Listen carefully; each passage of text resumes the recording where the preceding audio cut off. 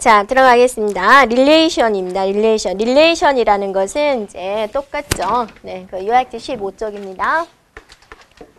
네, 요약지 15쪽에 보면 그 테이블을 우리는 릴레이션이라고 하는 거죠. 테이블 자체를. 용어가 관계형에서는 달라지기 때문에 보면 되겠습니다. R1에 저장된 투플이 릴레이션 R2에 있는 투플을 참조하려면 참조되는 투플은 반드시 R2에 존재해야 된다는 이런 무결성 원칙은 무엇입니까? 그랬습니다. 네, 그러면 자, 여기서 이제 무결성 조건이 나오는 거죠.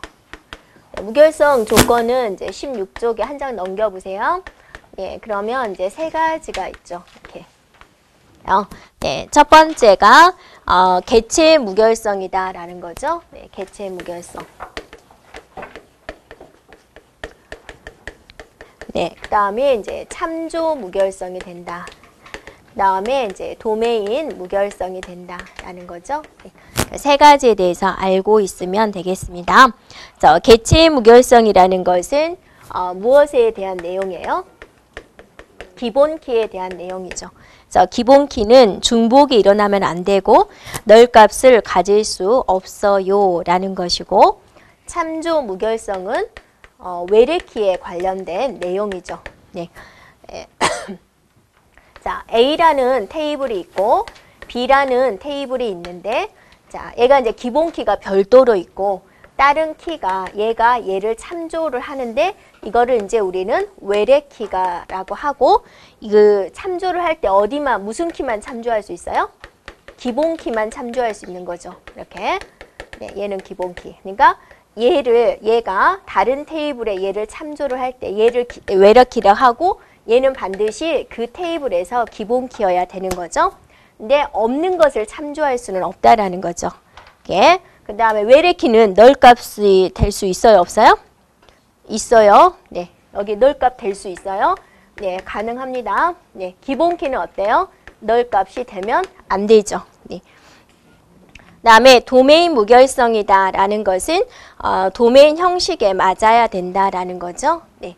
그래서 초등학교가 1학년부터 6학년까지밖에 없는데 갑자기 7학년이 들어왔다. 안 되는 거잖아요. 나올 수 없는 값은 나올 수 없다. 그게 도메인입니다. 네, 그러면 이제 여기서는 뭐냐면 참조를 하고 있죠. 네, 그래서 외래키에 관련된 내용, 참조 무결성 원칙이 되는 거죠. 그래서 정답은 2번이 되겠군요.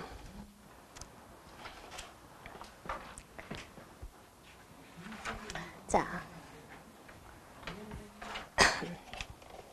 그 다음 보겠습니다. 네, 그 다음에 보면 후보키에 대한 설명으로 옳지 않은 것은 그랬습니다. 이제 키에 관련된 후보키가 되는 거죠.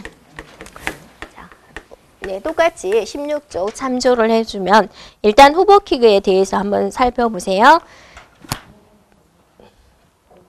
네, 투플을 유일하게 구분할 수 있는 최소 슈퍼키다 그렇죠. 그러면 키를 다 정리를 해보세요.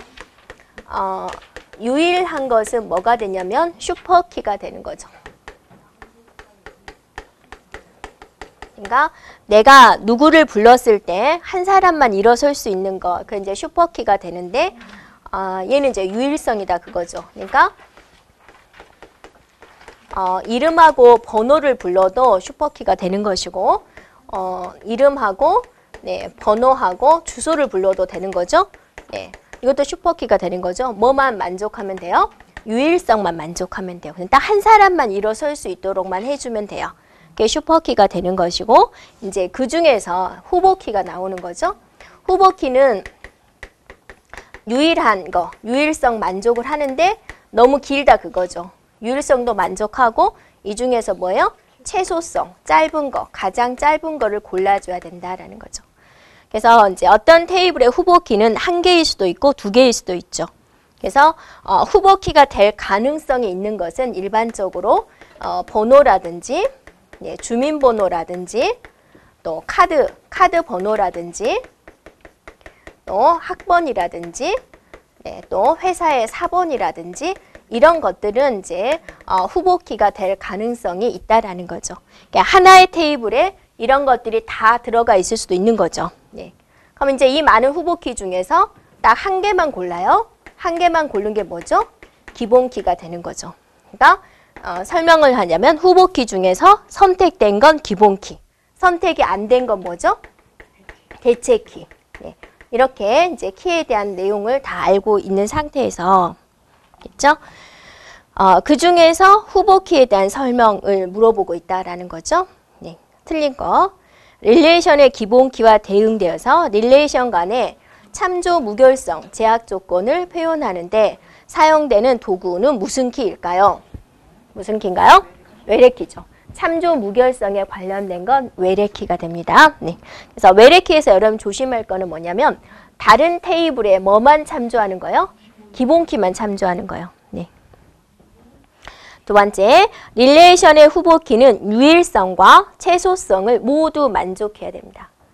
자, 세 번째, 하나의 릴레이션에 속하는 모든 투플들은 중복된 값을 가질 수 없죠. 다음에 모든 릴레이션은 반드시 하나 이상의 후보키가 있습니다. 있어야만 되는 거죠. 네 번째, 릴레이션의 투플을 유일하게 구분해주는 속성. 이게 하나가 될 수 있고 또 속성들의 조합으로 만들어질 수 있죠. 그러니까 얘네들이 하나도 없는 거예요. 이렇게 번호가 없는 거예요. 그러면 다른 속성 두 가지를 합해야 돼 이런 거죠. 네, 그렇게 후보키를 만들 수 있어요 라는 겁니다. 그래서 정답은 1번이 되겠습니다. 네. 자, 그 다음에 6번 문제입니다. 자, 6번 문제도 릴레이션에 대해서 나오고 있습니다. 릴레이션은 우리가 이제 테이블이다라고 생각해 주면 돼요. 그러니까 일반적으로 말하는 테이블이 관계형 데이터베이스에서는 릴레이션이라는 용어로 쓰고 있다라는 겁니다. 네, 그래서 릴레이션에서 용어를 다시 한번 정리를 해보세요. 이거 통째로는 우리가 릴레이션이라고 하고, 자, 이렇게 딱 잘라가지고 여기에 이름이 들어오고, 네, 번호가 들어오고, 이런 것들이 있는 거죠. 자, 이거 하나하나를 뭐라고 그래요? 네, 속성이다. 그죠? 그 다음에 이제 또 애트리뷰트다. 그 다음에 칼럼이다. 다 같은 말로 쓰고 있는 거죠. 이렇게요. 용어가. 네. 그 다음에 이제 이 한 줄을 우리는 튜플이다. 또 행이다. 로라. 네. 다 이렇게 같은 말로 쓰고 있습니다. 네. 네. 그 다음에 이제 이 부분을 우리가 릴레이션 스키마다. 구조도다 그거죠. 릴레이션 스키마다. 그죠? 네.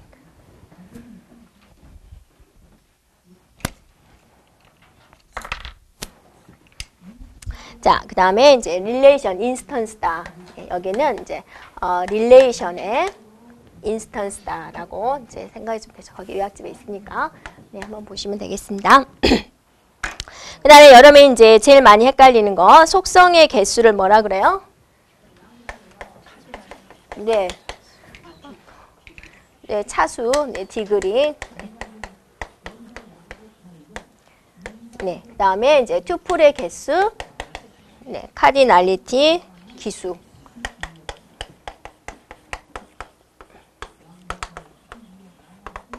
네, 이렇게 이제 꼭 기억해 주면 되겠습니다. 이것들은 이제 헷갈리기는 쉽지만 단순한 문제잖아요. 생각하는 게 아니기 때문에, 애우는 문제이기 때문에요. 그래서 1번에 보면 한 릴레이션을 구성하는 애트리뷰트의 속성이라는 거죠. 속성은 순서적이다. 맞아요? 아니죠. 속성의 순서는 없습니다.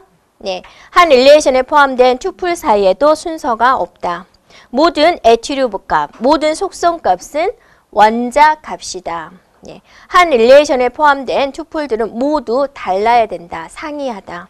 틀린 것은 1번이 되는 거죠. 그래서 네, 거기 이제 요약제 16쪽 같이 보세요. 릴레이션의 특징 4가지가 있죠. 이제 자주 나오니까 한번 보세요. 튜플의 유일성, 튜플의 무순서, 속성의 무순서, 속성의 원자값. 이렇게요. 튜플과 속성은 순서에 상관이 없다라는 거예요.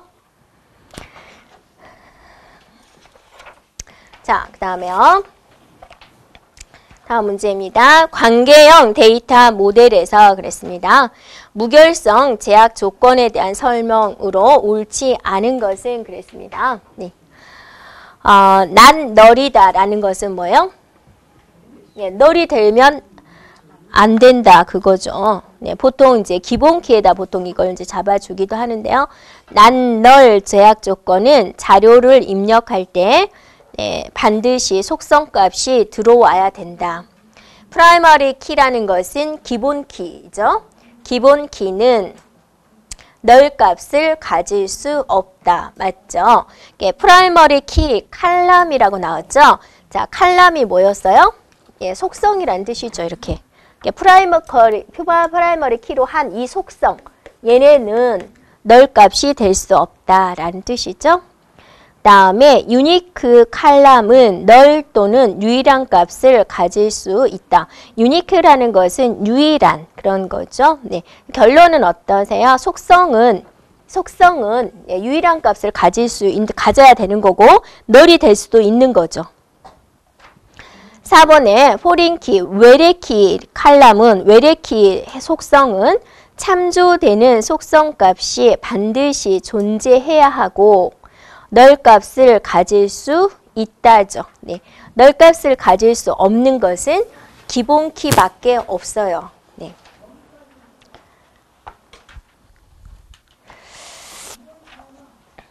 자, 그 다음 문제가 되겠습니다. 네. 데이터베이스 무결성에 대한 설명으로 옳지 않는 것은 그랬습니다.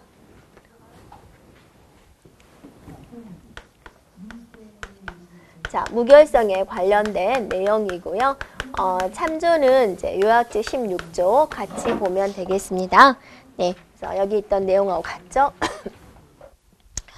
네, 개체 무결성, 참조 무결성, 도메인 무결성이 있습니다. 옳지 않은 것은 무엇일까? 1번, 개체 무결성 규정은 한 릴레이션에 기본키를 구성하는 어떠한 속성값도 널 값이거나 중복된 값을 가질 수 없다. 그러니까 무결성의 조건이 세 가지가 있었죠. 그래서 개체 무결성은 기본키가 나와야 되고 참조 무결성은 외래키에 관련된 내용입니다. 그래서 1번은 맞는 거죠.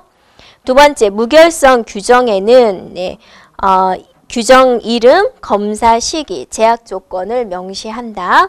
도메인 무결성은 주어진 투플의 값이 그 투플이 정의된 도메인에 속한 값이어야 한다는 것을 규정한다는 것이다. 맞나요?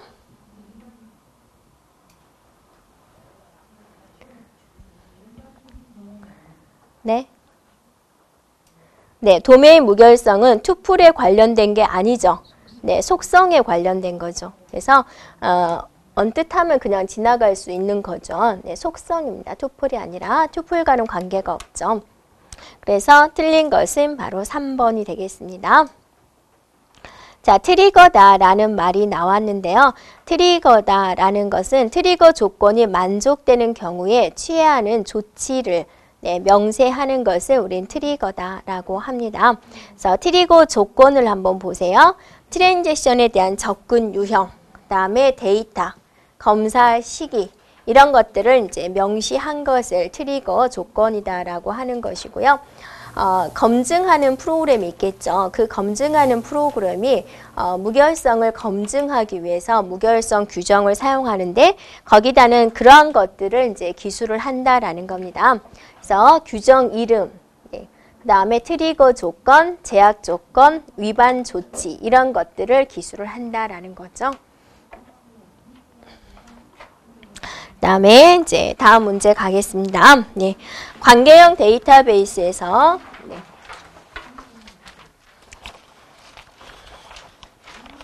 키에 대한 설명 중 올바르지 않은 것은 무엇입니까? 그랬죠? 네. 그래서 키에 대한 전반적인 내용을 알고 있으면 되겠고 마찬가지죠. 16조, 요약제 16쪽에 보면 키에 대해서 모두 나와 있습니다. 키가 가져야 할 속성에는 유일성과 무결성이 아니죠. 네. 그래서 키가 가질 거면 일반적인 키는 이제 최소성을 만족을 해야 된다. 슈퍼키만 유일성을 만족하고 다른 것들은 유일성과 최소성을 만족을 해야 된다. 그래서 틀린 건 1번이 되고 후보키는 릴레이션에 대한 표에서 애트리뷰, 속성의 집합의 부분 집합이다. 그죠? 그러니까 속성이 만약에 4개가 있다. 그럼 하나로 이루어져도 되고 2개로 이루어져도 되고 3개로 이루어져도 되고 4개로 이루어져도 된다라는 거죠. 기본 키는 후보 키 중에서 선정된 키. 그다음에 대체 키는 후보 키 중에서 선정되지 않은 것. 맞죠? 네. 자, 다음 문제를 보세요. 데이터베이스 모델의 키에 대한 설명으로 틀린 것은 이제 또 키에 대한 관련된 내용이 나왔죠. 그죠? 네. 그래서 기본 키는 한 릴레이션의 모든 투플을 하나의 속성만으로 유일하게 식별할 수 있어야 된다라고 그랬습니다. 그다음에 후보 키는 한 릴레이션의 모든 투플을 여러 개의 속성의 집합으로 유일하게 식별할 수 있어야 된다. 좀 말이 그렇죠?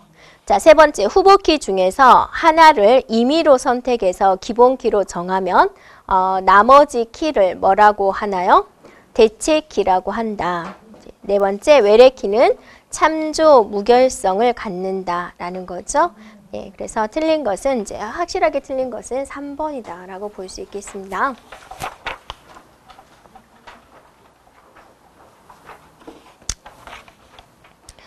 자, 그 다음에 28번인가요? 여러분은 문제 몇 번이죠?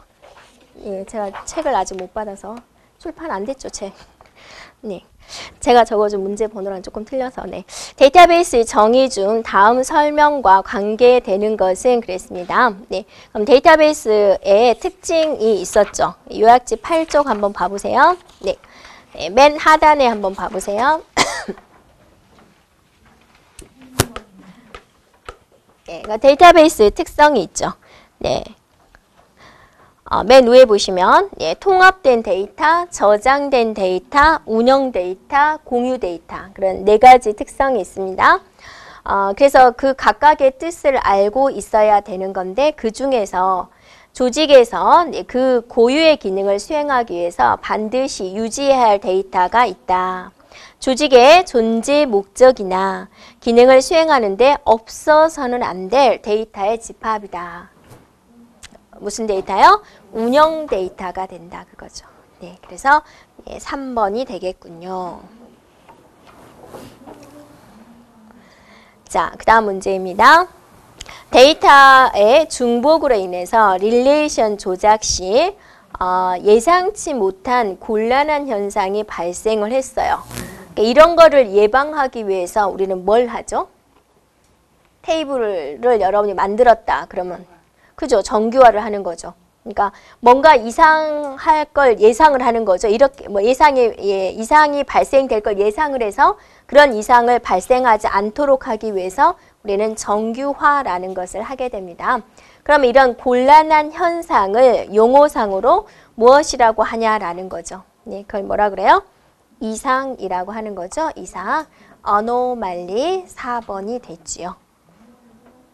자, 이번에 디그리는 차수가 되죠. 차수란 속성의 개수를 말을 하는 것이고 3번에 카디널리티 기수죠. 기수는 뭐의 개수예요?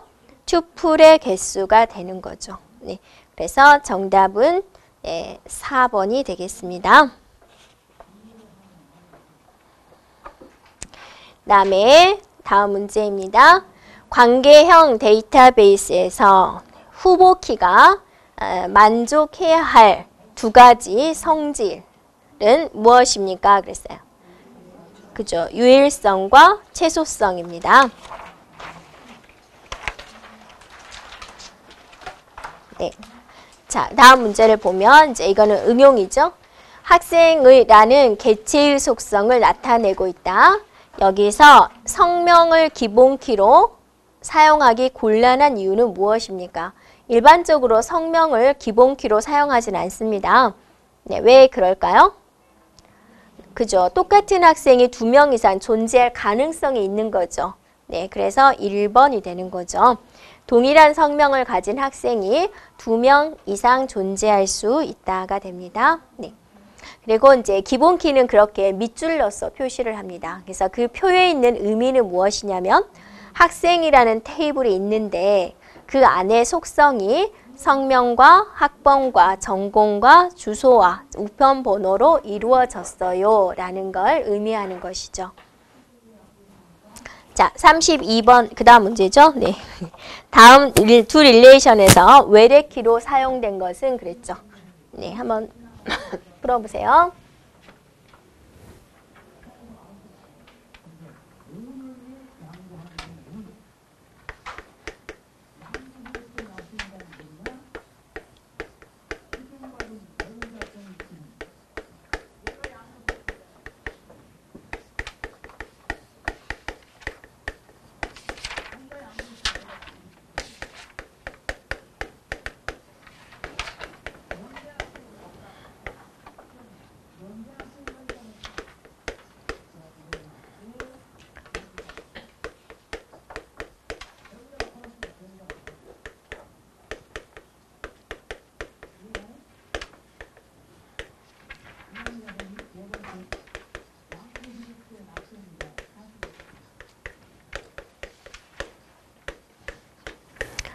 자, 보면 밑줄 친 게 여기에 밑줄이 쳐져 있고 밑줄이 이렇게 쳐져 있습니다. 외래키로 사용된 것은 무엇입니까? 그거죠. 그러면 여러분이 이제 자, A라는 테이블이 있고 자, B라는 테이블이 있어요 라는 거죠. 그럼 여기에 속성이 있을 거고 여기에 속성이 있는데 이제 여기에 기본키가 있는 거고 얘가 얘를 가리키는데 얘는 얘가 기본키여야 된다. 그래서 얘가 외래키다. A 테이블에서 얘는 외래키라고 불린다 그거죠. 그러니까 외래키가 될 수 있는 것은 다른 테이블에서 기본키여야죠. 그러니까 제품 코드나 판매 코드 둘 중에 하나가 지금 외래키로 되어야 되는 거죠. 네. 근데 이제 여기 봤더니 제품 코드가 있죠. 그러니까 얘가 어때요? 얘를 가리키고 있다. 이렇게 되어야 되는 거죠. 그러니까 얘가 바로 뭐가 되는 거예요? 네, 외래키가 되겠군요. 라는 거죠. 판매 코드는 이쪽에서 없으니까. 네.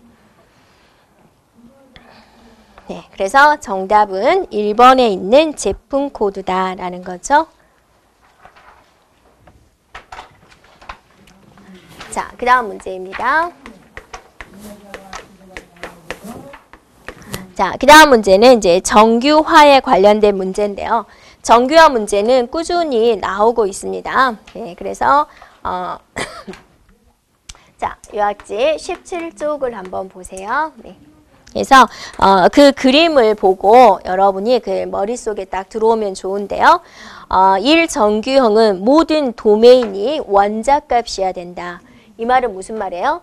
이제 속성을 데이터를 입력을 하는데 두 줄 차지하면 안 되고 무조건 한 줄만 차지해야 된다라는 거죠. 그래서 일반적인 이제 테이블은 거의가 다 네, 1정규형을 만족을 하고 있죠.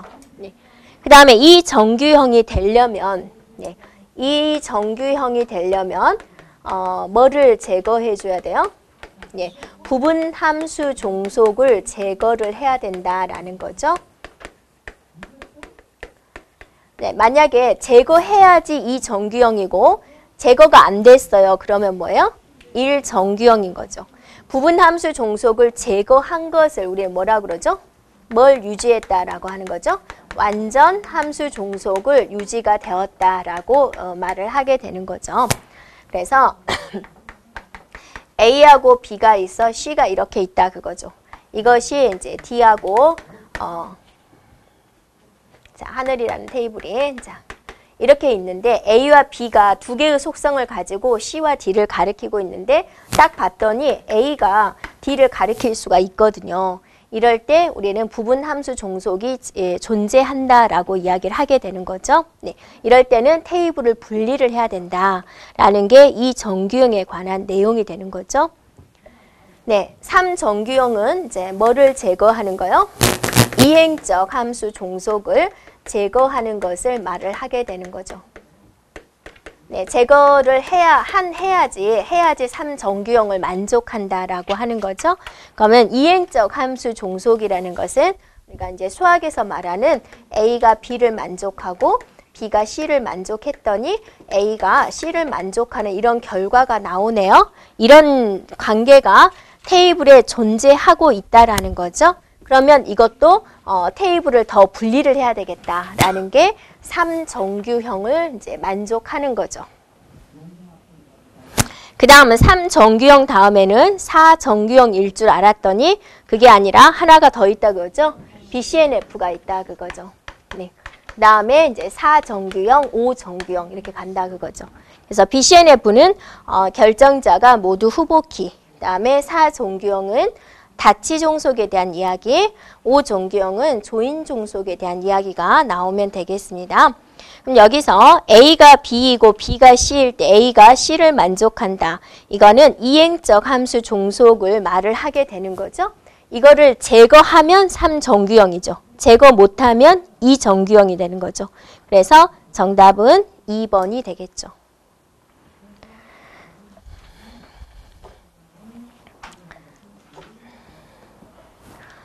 자, 그 다음 문제입니다. 관계형 데이터베이스를 설계를 할 때, 네, 보이스 코드 정규형, 그게 이제 BCNF가 됩니다. BCNF 하면, 모든 결정자가 모두 후보키여야 된다. 그래서 4번이 되겠죠.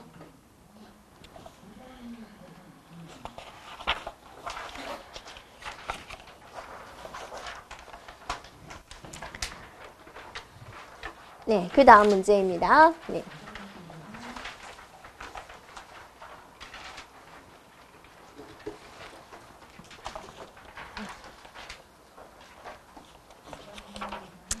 자, 그 다음 문제는 뭐냐면 뷰에 관련된 내용입니다. 네, 뷰. 자, 뷰라는 뜻이 뭐예요? 보다라는 거죠. 뭔가를 보는 거죠. 네, 그래서 이제 주변에 전망이 좋다. 이제 집을 사려고 아파트 매매를 하려고 이제 한번 제일 먼저 따지는 게 뭐예요? 그죠. 전망을 보는 거죠. 전망이 좋은 데를 우리가 뷰가 끝내준다 이렇게 말을 하죠. 동서남북이 터 있으면 우리가 뷰가 끝내준다 그렇게 이야기를 하죠. 네. 자, 그래서 뷰라는 것은 이제 우리가 요약집 18쪽 한번 보세요. 자, 데이터베이스에 보면은 원본은 있습니다. 네, 이 원본에는 굉장히 많은 데이터가 들어가 있는데 이거를 모든 사람들한테 접근을 해서 모든 정보를 보여주면 안 되니까 얘가 필요한 것을 이제 별도로 뽑아가지고 그걸 가지고 이제 너가 구워 삼든지 말대로 해라 라는 게 바로 뷰가 되는 거죠. 그래서 뷰라는 것은 어떻게 보면 가상적이다라고 보면 되죠. 이거는 별도로 저장되지 않습니다. 그냥 사용자에게 제한적으로 보여주기 위한 것이다 라는 거죠. 네. 그래서 이제 뷰를 정의할 때는 create로 정의를 하고 삭제할 때는 이제 drop으로 정의를 하고 뷰는 수정할 수 있나요? 네, 수정할 수 없습니다. 네, 변경할 수가 없다라는 거죠. alter 문을 사용하지 않습니다. 네. 그래서 만약에 본인이 변경을 하고자 한다 그러면 어떻게 해요? 네, 삭제한 다음에 다시 만들어야 된다라는 특징이 있습니다. 네, 그러면 이제 문제를 보도록 할게요. 네. 자, 뷰는 원칙적으로 하나 이상의 기본 테이블로부터 유도된 이름을 가진 가상 테이블이다. 자, 기본 테이블은 물리적으로 구현되어서 실제로 저장이 돼요. 예, 물리적이다 그러면 물리적인 저장 장치예요. 그죠? 뭐 하드디스크라든지 그런 데 저장이 되어 있는 걸 말을 하고 뷰는 네, 가상적이기 때문에 구현되어 있지 않습니다. 네. 뷰는 근본적으로 기본 테이블로부터 유도되지만 일단 정의된 뷰가 또 다른 뷰의 기초가 되기도 한다라는 거고 뷰의 정의만 시스템 내부에 저장했다가 필요시 실행 시간에 테이블을 구축하기 때문에 시스템 검색에 있어서 뷰와 기본 테이블 간에 약간의 차이가 있다. 근데 차이가 있으면 안 되겠죠. 네.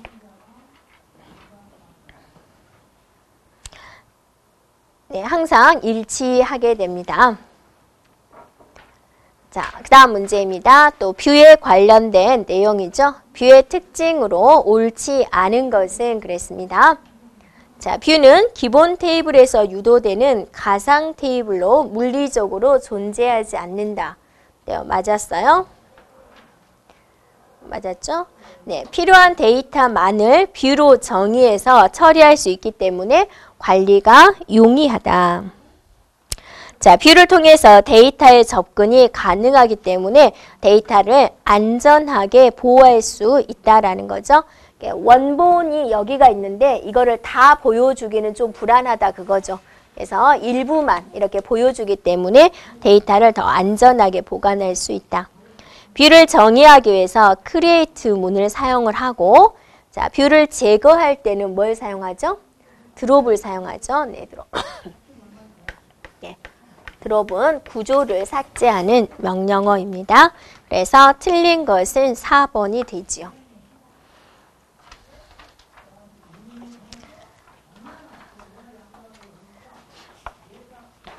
다음 문제입니다. 네, 다음 문제는 이제 시스템 카탈로그죠, 시스템.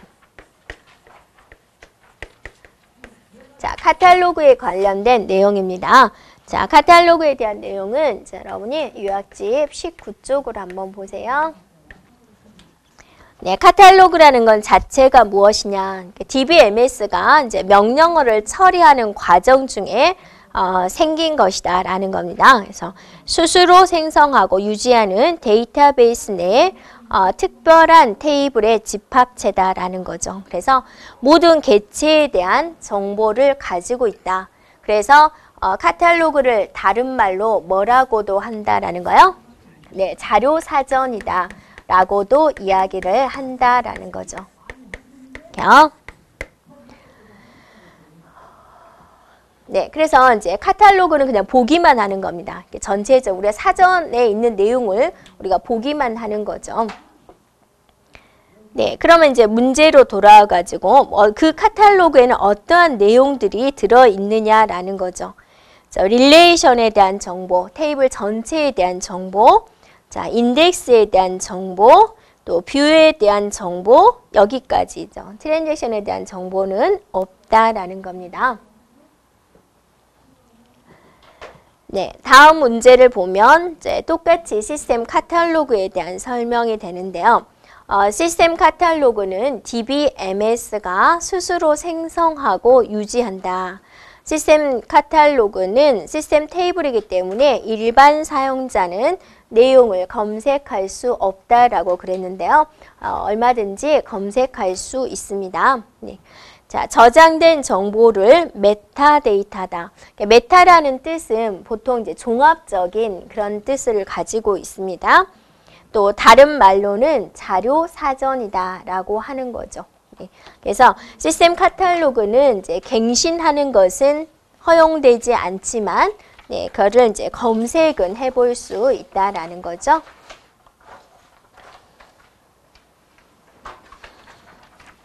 네. 자, 그 다음 문제를 보세요.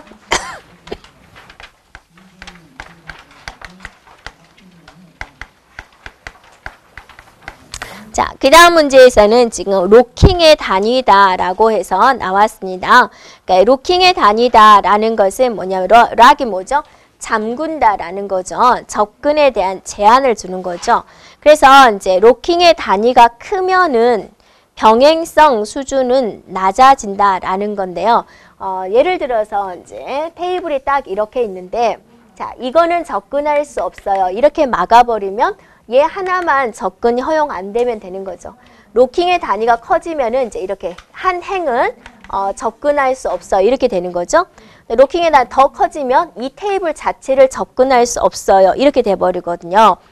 로킹의 단위가 크면 클수록 병행성 같이 볼 수 있는 수준은 어떠세요? 네. 그죠. 낮아지게 되는 거죠. 1번이 맞는 거죠. 로킹의 단위가 크면은 병행 제어 기법이 더 단순해진다라는 거죠. 왜냐하면 다 접근할 수 없어요. 그러면 얘가 할 일이 없는 거잖아요. 로킹의 단위가 작아요. 그러면 이제 로킹의 개수가 어떠세요? 많아지게 되는 거죠. 네. 그러니까 이것의 이게 단위가 작냐 크냐 그걸 따져주면 되겠습니다. 자, 로킹은 파일 단위로 이루어지며 레코드 필드도 로킹의 단위가 될 수 있습니다. 네. 그래서 일반적으로 이런 속성에 대한 것을 이제 다른 말로 뭐라 그러냐면 우리는 필드다 이런 말로 쓰고요. 이 한 행을 다른 말로 뭐라고 쓰냐면 이제 레코드다 이렇게 하게 되는 거죠. 그래서 필드가 모여서 레코드를 이룹니다. 단위가 더 커지는 것을 말을 하게 됩니다. 자, 그 다음에요. 다음 문제를 보면 데이터베이스 시스템에서 유지해야 될 트랜잭션의 특성이 아닌 것은 그랬습니다. 예. 그럼 이제 그 유학집 19쪽을 한번 보세요.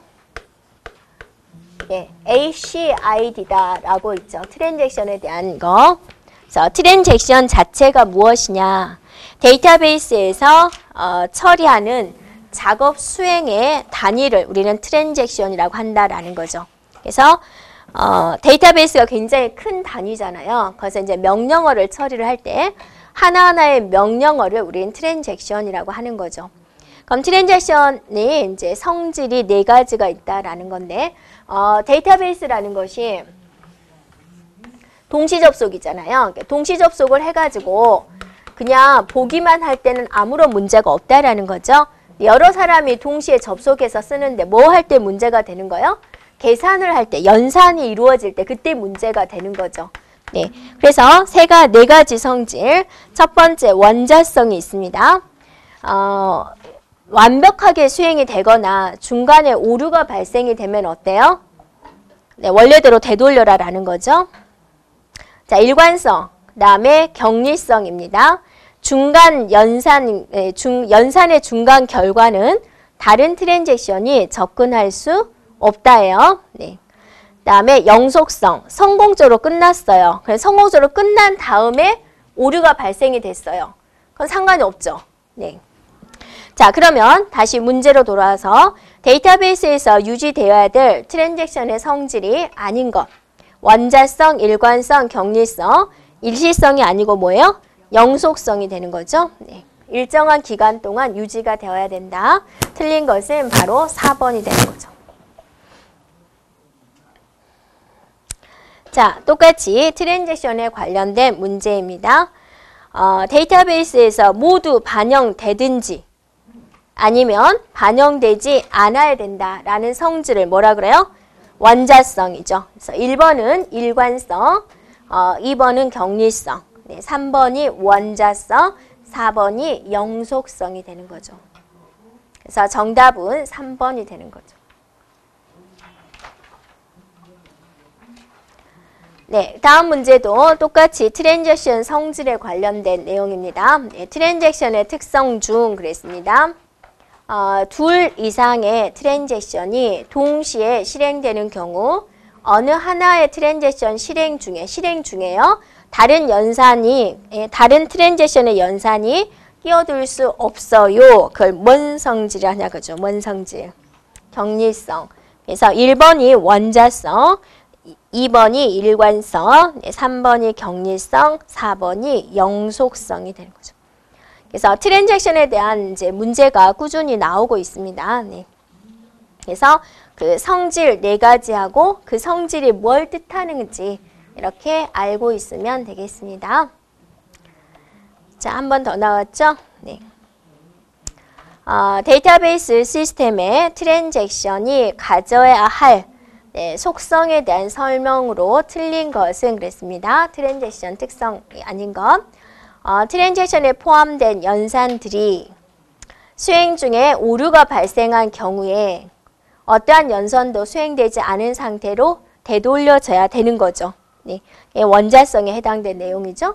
완벽하게 수행하든지 아니면 수행되지 말든지.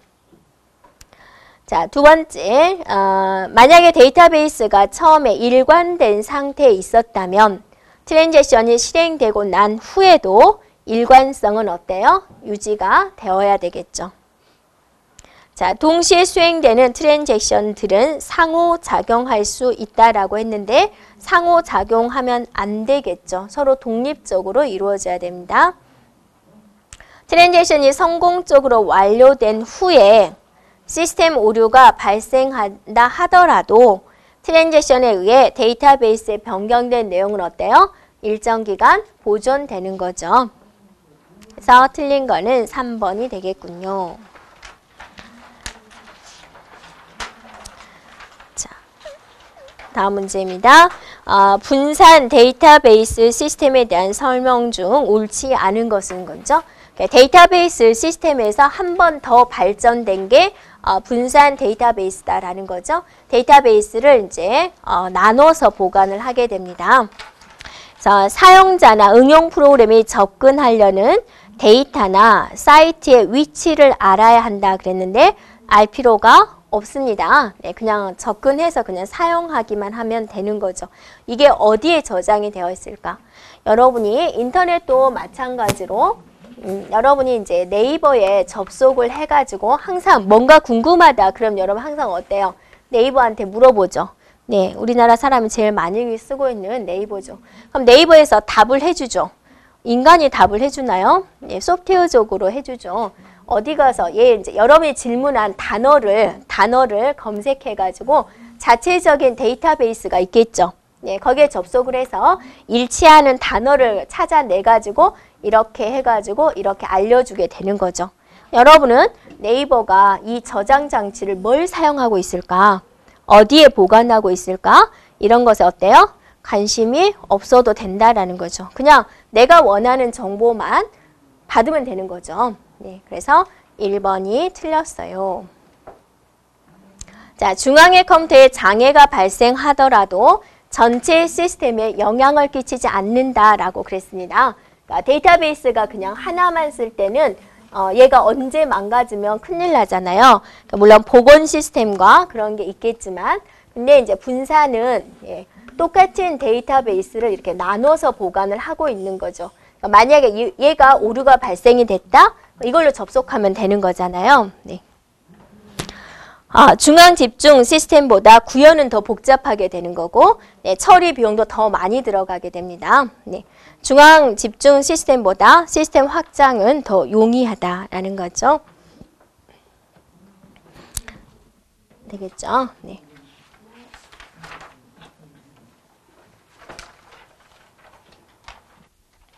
자, 다음 문제는 이제 SQL과 관계 대수가 되는데요.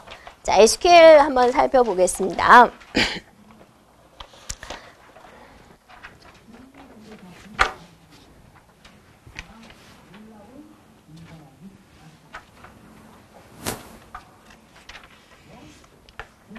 자, 20쪽, 요약집 20쪽에 보면 SQL도 나와 있고 관계대수도 나와 있는데요. 이 SQL이다, 관계대수다 이런 건 뭐 할 때 쓰는 거예요? 데이터베이스에서 내가 필요한 데이터를 꺼내서 쓸 때 쓰는 거죠. 네, 그러니까 뭐 김씨만 찾아주세요. 리스트 좀 뽑아주시오. 그럴 때 내가 어떤 명령어를 내려야 되겠죠. 네, 그럴 때 사용한다라는 거죠. 그래서 SQL에서는 일단 여러분이 세 가지를 기억을 해줘야죠. 네, 그래서 정의어, 그죠? 그다음에 조작어, 그다음에 제어 종류 세 가지. 네, 이렇게 기억해 주면 되겠습니다. 그래서 이것의 종류 세 가지, 그다음에 네 가지, 또 네 가지 이렇게 기억해 주면 되고요. 한번 정리해 볼까요? 자, 정의어의 종류에는 create, alter, drop 세 가지가 있죠. 네. 조작어의 종류 insert, delete, update, select가 있죠. 네. 그다음 제어 DCL에는 commit, rollback, grant, revoke 권한을 부여하는 게 뭐였어요? grant. 권한을 취소하는 게 뭐였어요? 리보크. 네, 이렇게 네, 해주겠죠. 네, 그러면 이제 문제로 돌아와서 사용 용도에 따라서 DDL, DML, DCL로 구분할 수 있어요. 그랬어요. DDL이 정의어죠. 네, DML이 뭐예요? 조작어죠. 네, DCL이 뭐예요? 제어어죠. 자, alter, drop, create는 무슨 어예요? 네, DDL 정의어에 해당이 되죠. 업데이트는 DML 조작어에 해당이 되죠. 그래서 성격이 다른 것은 1번이 되겠군요. 이제 46번 그 다음 문제 풀어보세요. 제가 칠판에 쓸 동안에 풀어보세요. 2번 문제네요.